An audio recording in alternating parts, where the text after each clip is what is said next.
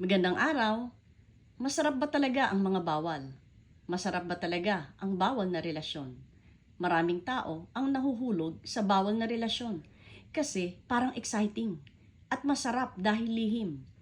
Ito ay nagbibigay ng adrenaline rush sa mga tao na ginagawa ito ng patago. Bumibilis ang tibok ng puso nila at buhay na buhay ang kanilang dugo dahil sila ay na-excite. Pero sulit ba talaga ito? Ano ba ang sinasabi ng Diyos tungkol dito? Tingnan natin kaibigan ang katotohanan tungkol sa adultery at bawal na relasyon, ang mga daladala nitong sakit, consequences at kapahamakan na dulot nito. Sinasabi sa Kawikaan chapter 9 verse 17, ang ninakaw na tubig ay matamis at ang tinapay na kinakain sa lihim ay masarap. Sa maraming tao na nasa bawal na relasyon, iyan ay totoo. Ngunit hanggang kailan tatagal ang sarap na yan at ano ang kapalit niyan sa mata ng Diyos? Hindi ba kapag ginawa mo ang isang bawal, ito ay may kaakibat na consequences na kadalasan ay panghabang buhay? Ito ang sinabi ng Diyos sa Exodo chapter 20 verse 14. Huwag kang mangangalunya. Do not commit adultery. Yan po ay ikapitong utos sa 10 utos ng Diyos. Iyan ay ipinag-utos ng Diyos more than 3,000 years ago na ibinigay kay Moses sa Mount Sinai para sundin ng mga tao. Sasabihin mo, ay matagal na yan, nung unang panahon lang yan bawal. Kaibigan, maghinay-hinay ka dahil ang Diyos ay hindi nagbabago.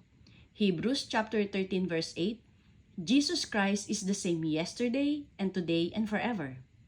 At sabi ni Jesus, huwag ninyong isipin na naparito ako upang ipawalang saysay ang kautusan ni Moses at isinulat ng mga propeta.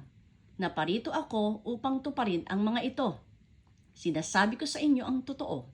Hanggat may langit at may lupa, kahit ang kaliit-liitang bahagi ng kautusan ay hindi mawawalan ng kabuluhan hanggat hindi natutupad ang lahat. Matthew chapter 5 verse 17. Ang kasal ay banal at ang adultery ay isang malaking pagtataksil sa disenyo ng Diyos. Dahil ito ay sumisira ng buhay ng tao. Proverbs chapter 6 verse 32. But a man who commits adultery has no sense. Whoever does so destroys himself. Ang nangangalunya ay isang taong mangmang. Sinisira ang sarili, buhay niya at pangalan.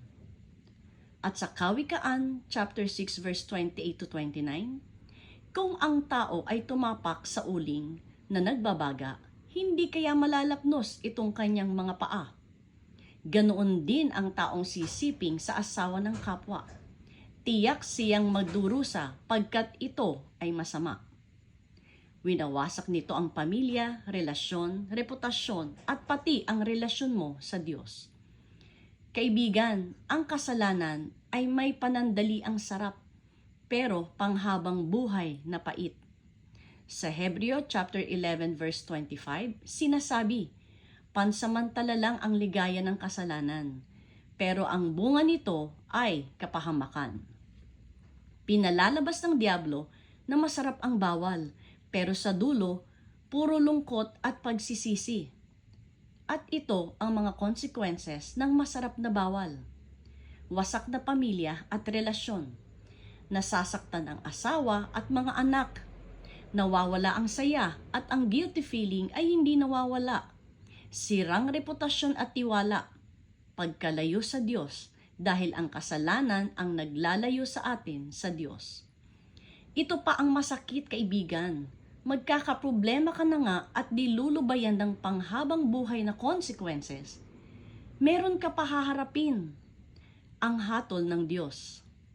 Sa Hebreo chapter 13 verse 4, dapat igalang ng lahat ang pag-aasawa at huwag dudungisan ang higaan ng mag-asawa, sapagkat hahatulan ng Diyos ang mga nakikiapid at nangangalunya.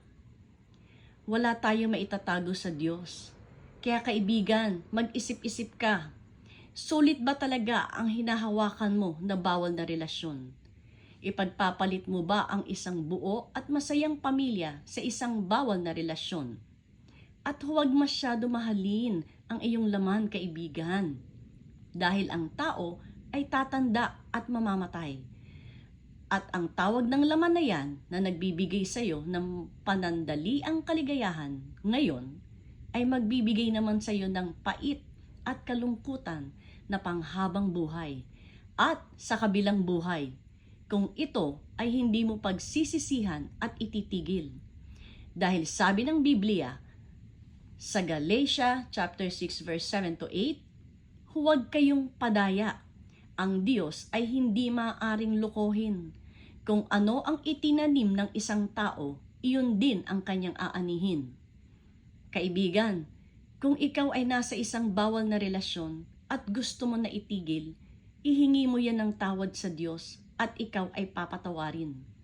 Lumapit ka kay Jesus at pupunan niya ang pag-ibig na hinahanap mo kung kani-kanino. Papasukin mo si Jesus sa iyong puso at bayaan mo na baguhin niya ang iyong buhay. At nang ikaw, kaibigan, ay magkakaroon ng buhay na walang hanggan sa kaharian ng Diyos sa langit. Praise God forevermore. Bye!